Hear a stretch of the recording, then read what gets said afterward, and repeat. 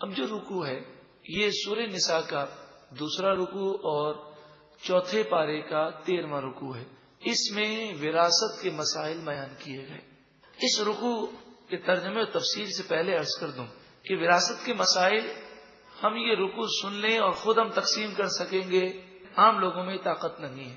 صرف اس رکوع کے ترجمے تفسیر سے آپ کو یہ معلوم ہوگا کہ حصے اللہ تعالیٰ نے مقرر کیے ہیں.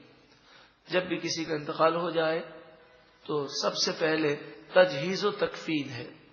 وہ اگر ہم اپنی مرضی سے کرنا چاہیں اپنے پیسوں سے تو یہ جائز ہے، اور مرنے والے کی جائیداد میں سے کرنا چاہیں تو یہ بھی جائز ہے. اس کے بعد دوسرے نمبر پر اس کا قرضہ ہے. جس شخص کا یہ مقروض ہوگا اس کے مال میں سے قرضہ ادا کیا جائے گا. پھر جو مال بچ جائے گا یہ دیکھا جائے گا کہ اس نے جائز وصیت کی ہے. شریعت کے حدود میں رہ کر جو جائز وصیت ہوگی اس پر عمل ہوگا. لیکن اگر وصیت تہائی مال سے زیادہ ہو، یعنی 33% سے زائد وصیت ہو، مثلا اس کے بعد 3 کروڑ روپے ہیں اور یہ وصیت کرتا ہے کہ 1 کروڑ روپیہ میرے مرنے کے بعد مسجد میں دے دینا، تو 1 کروڑ روپے مسجد میں دے دیں گے کہ یہ تہائی ہے. لیکن اگر اس نے وصیت کی کہ میرے مرنے کے بعد 1.5 کروڑ روپیہ مسجد میں دے دینا اور اس کی جائیداد میں 3 کروڑ ہے، تو 1.5 کروڑ یہ تہائی سے زیادہ ہو گیا. لہذا صرف 1 کروڑ دیں گے اور آدھا کروڑ جو ہے وہ ہم نہیں دیں گے زیادہ، اس لیے کہ اب 2 کروڑ میں ورثہ کا حق ہے. تو سب سے پہلے تجہیز و تکفین، اس کے بعد جو مال بچے گا اس سے قرضہ ادا کیا جائے گا اگر ہے. اس کے بعد جو جائز وصیت ہے وہ تہائی مال پر اس کا نفاذ ہوگا. تہائی مال ہو یا تہائی مال سے کم، جو جائز وصیت ہو اس پر عمل ہوگا. اور پھر اس کے بعد جتنا مال بچ جائے گا وہ مال ورثہ میں شریعت کے حکم کے مطابق تقسیم کیا جائے گا. وصیت میں یہ اصول یاد رکھیں کہ لا وصیت للوارث.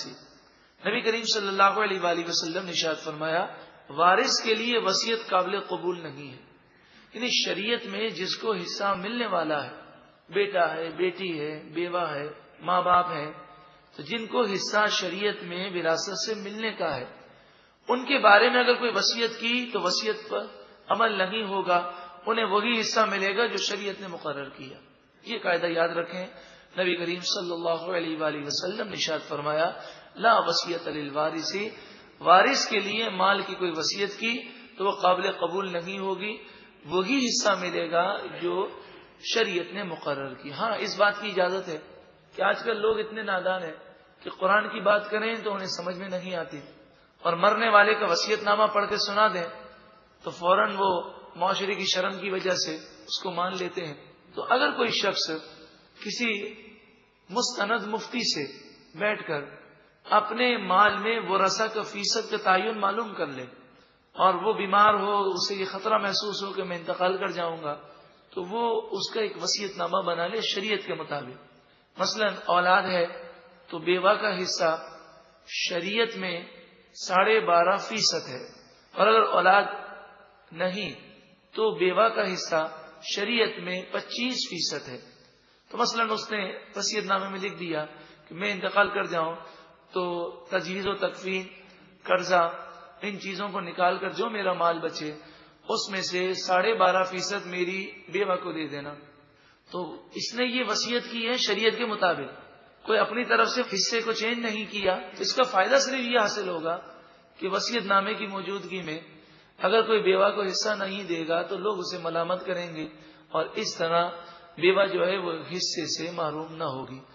بعض لوگ اپنی زندگی میں اپنی اولاد میں تقسیم کرتے ہیں.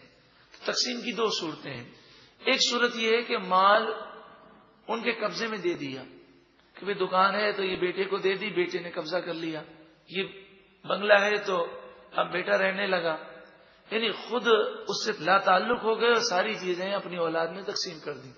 اس میں شرعی مسئلہ یہ ہے کہ زندگی میں اگر آپ تقسیم کر دیں گے اور وہ چیزیں ان کو ان کے ہاتھ میں دے دیں گے اور خود لا تعلق ہو جائیں گے تو پھر یہ جو شریعت کا قاعدہ ہے کہ لڑکی کو 1 حصہ اور لڑکے کو 2 حصے، یہ وراثت کی تقسیم میں ہے.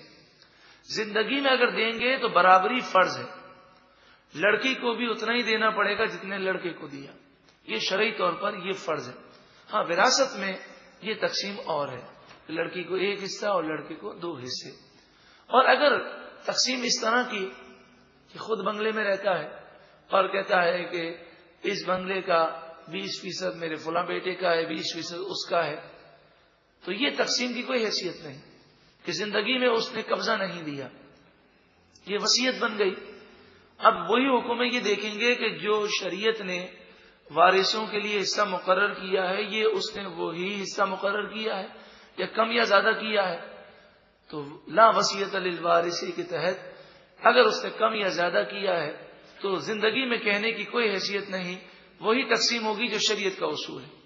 زندگی میں تقسیم سے ہماری جو پہلے مراد تھی وہ کیا تھی کہ وہ چیزیں اس کو دے دے اور خود لا تعلق ہو جائے، ان کا قبضہ دے دے. اس میں شرعی طور پر کیا ہے؟ برابری فرض ہے، اور جس کو دے دیا وہ اس کا مالک ہے، اب وراثت میں حصہ اس کا نہیں ہوگا. لیکن اتنا ضمن عرض کروں کہ جو بھائی اس طرح کرنا چاہیں کہ زندگی میں اپنی جائیداد اپنی اولاد کو دے کر خود لا تعلق ہو جائیں، فی زمانہ ان کی بارگاہ میں یہ عرض ہے کہ وہ اپنے لیے گزر اوقات کے لیے ایسا مال ضرور رکھیں کہ جو ان کی زندگی گزارنے کے لیے کافی ہو، کیونکہ اللہ تعالیٰ نے دنیا کو عالم اسباب بنایا ہے. آج کل یہ نحوست ہے، دین سے دوری کی نحوست ہے کہ اگر وہی باپ جس نے 4 فلیٹ تھے، چاروں فلیٹ اپنے بچوں میں تقسیم کر دیے اور خود کہتا ہے میرا کیا ہے، میں تو بوڑھا ہوں، کبھی اس میں رہوں گا، کبھی اس میں رہوں گا، کبھی اس میں رہوں گا، تو ہفتے میں اگر 2 دن بھی رہوں گا تو میرا گزارا ہو جائے گا، میں تو بوڑھا ہو گیا ہوں. دیکھا یہ گیا ہے کہ اولاد جب قبضہ کر لیتی ہے اور ان کی ملکیت ہو جاتی ہے تو پھر وہ بوڑھا باپ ان کے لیے بڑا بوجھ بن جاتا ہے. حالات اس طرح کے ہیں.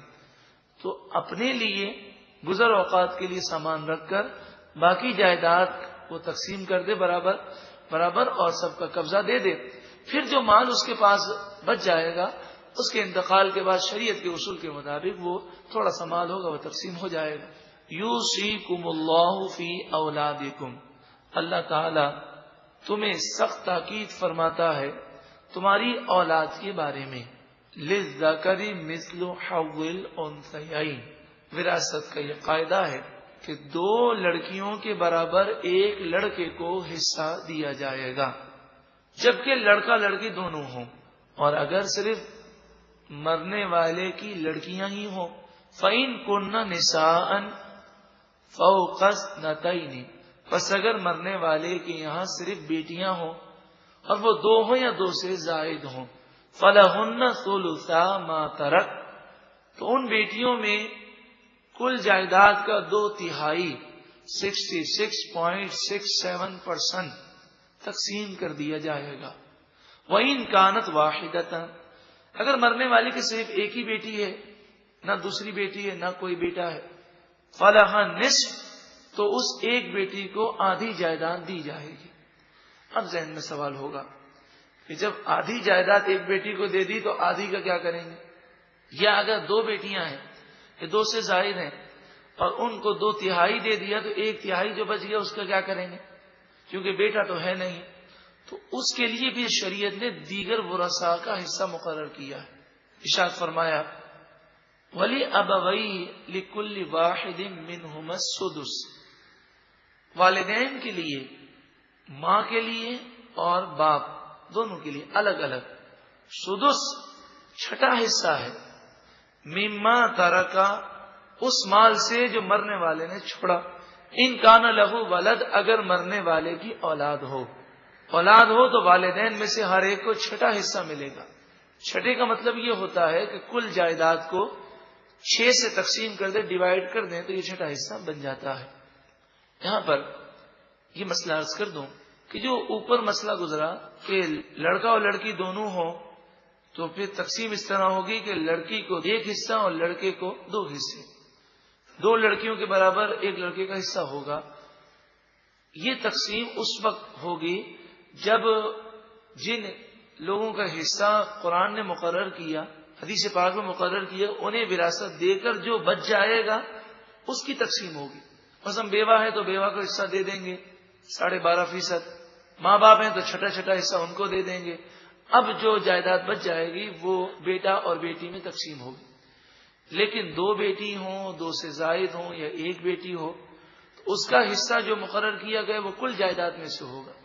فَإِن لَّمْ يَكُن لَّهُ وَلَدٌ وَوَرِثَهُ أَبَوَاهُ فَلِأُمِّهِ الثُّلُثُ. پھر اگر مرنے والے کی اولاد نہ ہو، اولاد کی صورت میں فرمایا والدین کا حصہ کیا ہے؟ چھٹا حصہ. اور دوسری صورت یہ ہے کہ اولاد بھی نہیں، بھائی بہن بھی نہیں اور زوجہ بھی نہیں، تو پھر تقسیم یہ ہوگی وَوَرِثَهُ أَبَوَاهُ، اس کی کل جائیداد کے مالک والدین بنیں گے. فَلِأُمِّهِ الثُّلُثُ، تو فرمایا کہ اور کوئی وارث نہیں تو ماں کو تہائی ملے گا، یعنی 33%، اور جو بچ جائے گا وہ باپ کو مل جائے گا.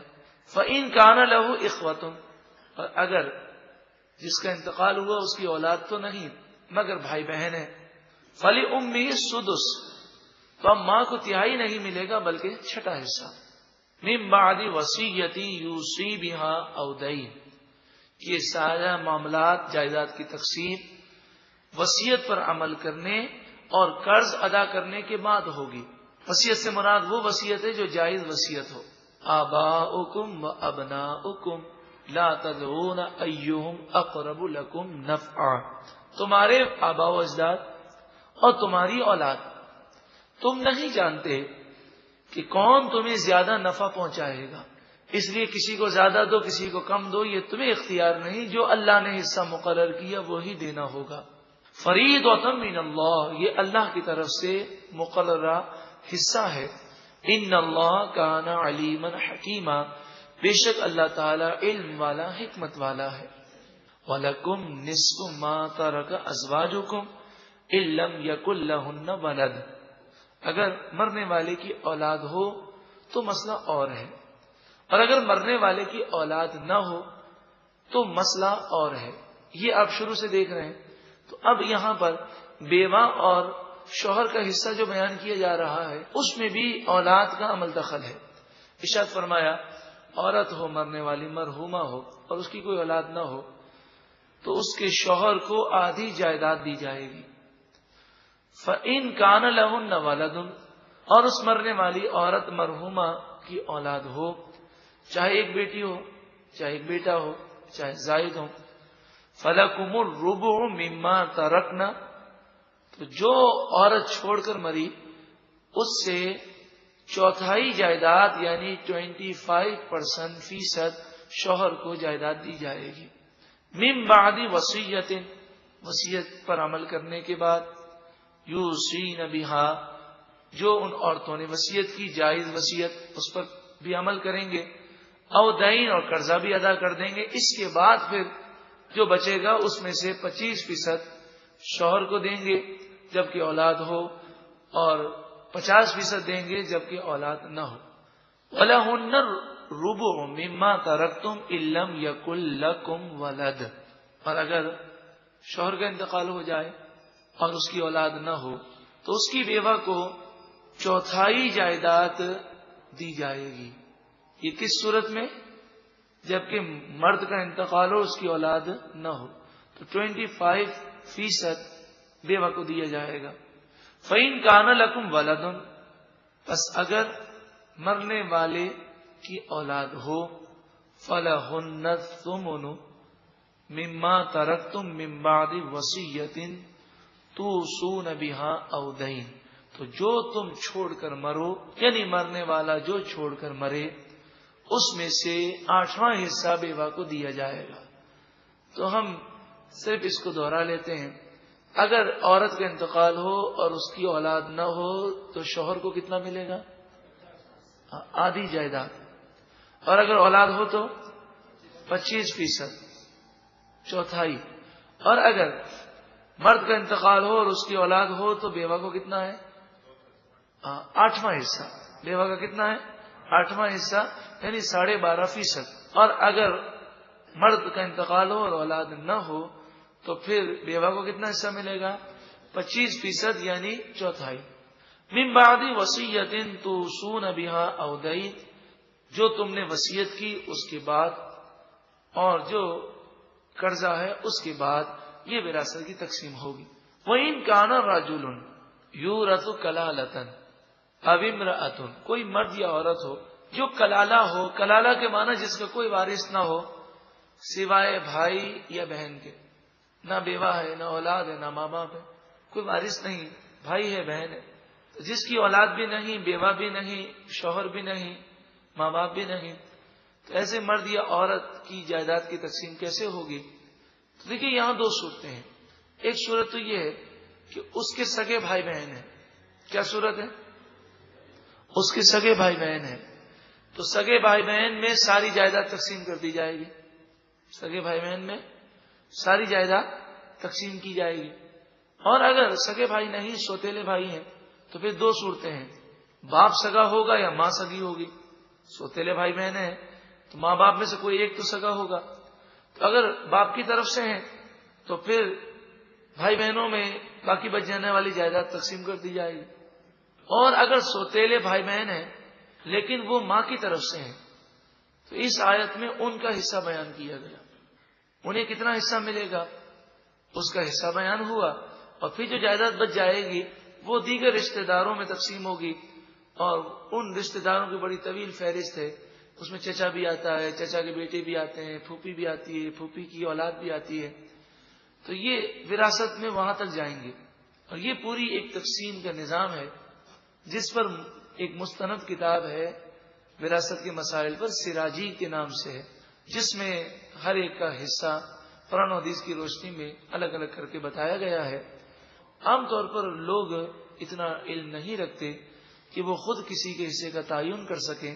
اسی لیے میں نے عرض کیا کہ کسی مستند مفتی کے پاس جا کر اس سے فتویٰ لے لیں کہ فلاں کا انتقال ہوا، اتنا اتنا مال ہے، بتائیے کس کو کتنا حصہ دیا جائے گا. جو شریعت کا حکم ہے اس پر عمل کیا جائے. وَإِن كَانَ رَجُلٌ يُورَثُ كَلَالَةً أَوْ امْرَأَةٌ، اگر مرنے والا مرد ہو یا عورت اور وہ کلالہ ہو یعنی بے اولاد ہو، یا اگر عورت ہے تو اس کو شوہر بھی نہ ہو، ماں باپ بھی نہ ہو. وَلَهُ أَخٌ، اور اس کا ایک سوتیلا بھائی ہو جو ماں کی طرف سے ہو، او اختن، یا اس کی سوتیلی بہن ہو جو ماں کی طرف سے ہو. فَلِكُلِّ وَاحِدٍ مِّنْهُمَا السُّدُسُ، تو بہن ہو یا بھائی اسے چھٹا حصہ کل جائیداد میں سے دیا جائے گا. فَإِن كَانُوا أَكْثَرَ مِنْ ذَلِكَ، اگر ایک سے زائد ہوں یعنی بھائی بہن دونوں ہوں، یا دو بہنیں ہوں یا دو بھائی ہوں، فَهُمْ شُرَكَاءُ فِي الثُّلُثِ، وہ کل مال کے تہائی میں شریک ہوں گے. یعنی تہائی مال 33.33% مال کو بھائی بہنوں میں برابر برابر تقسیم کریں. وہ جو قاعدہ ہے کہ لڑکی کو ایک حصہ اور لڑکے کو دو حصے، وہ یہاں پر نہیں ہوں گے. تہائی مال میں سب برابر برابر کے شریک ہوں گے، تہائی مال ان میں بانٹ دیا جائے گا. من بعد وصیۃ یوصی بہا او دین، جو وصیت کی گئی اس کو نکالنے کے بعد اور قرضہ ادا کرنے کے بعد یہ وراثت کی تقسیم ہوگی. غیر مضار، اس حال میں کہ کسی کو تکلیف نہ دی جائے، کسی کا حق نہ مارا جائے. یہاں غیر مضار سے مراد وصیت ہے کہ ایسی وصیت پر عمل نہیں کریں گے جس میں کسی کا حق مارا گیا یا ناجائز وصیت کی گئی. وصیۃ من اللہ، یہ اللہ کی طرف سے وصیت ہے یعنی سخت تاکید ہے. واللہ علیم حلیم، اور اللہ علم والا حلم والا ہے. تلک حدود اللہ، یہ اللہ کی حدیں ہیں. وَمَن يُطِعِ اللَّهَ وَرَسُولَهُ، اور جو اللہ اور اس کے رسول کی فرما برداری کرے، يُدْخِلْهُ جَنَّاتٍ، اللہ تعالیٰ اسے جنتوں میں داخل فرمائے گا. تجری من تحتها الانہار، جس کے نیچے نہریں رواں دواں ہوں گی. خالدین فیہا، ہمیشہ ہمیشہ ان جنتوں میں رہیں گے. اے کامیابی کے متلاشیوں، اے یہ دعا کرانے والوں کہ دعا کریں کامیابی مل جائے. حقیقی کامیابی دیکھو قرآن کیا بیان کرتا ہے. وَذَلِكَ الْفَوْزُ الْعَظِيمُ، یہی سب سے بڑی کامیابی ہے. اللہ راضی ہو جائے اور جنت مل جائے، یہی کامیابی ہے. وَمَن يَعْصِ اللَّهَ وَرَسُولَهُ، اور جو اللہ اور رسول کی نافرمانی کرے وہ یتعدی حدودہ، اور حدود کو توڑ دے، کراس کر لے، ظلم کرے، یدخلہ نارا، اللہ تعالی اسے جہنم میں داخل فرمائے گا، خالدن فیہا، اس میں وہ ہمیشہ رہے گا۔ اگر ایمان برباد ہو گیا تو پھر جنت میں کبھی نہیں جائے گا، ہمیشہ جہنم میں رہے گا، اور اگر ایمان سلامت رہ گیا تو ایسے گناہگار کو کئی سالوں تک، کئی مدتوں تک جہنم میں جلنا ہوگا۔ ہاں، اللہ تعالی چاہے جس گناہگار مسلمان کو بخشنا تو وہ غفور الرحیم ہے، لیکن قاعدہ شریعت نے یہ بیان کیا وَلَهُ عَذَابٌ مُهِينٌ، اور اس کے لیے ذلت کا عذاب ہے۔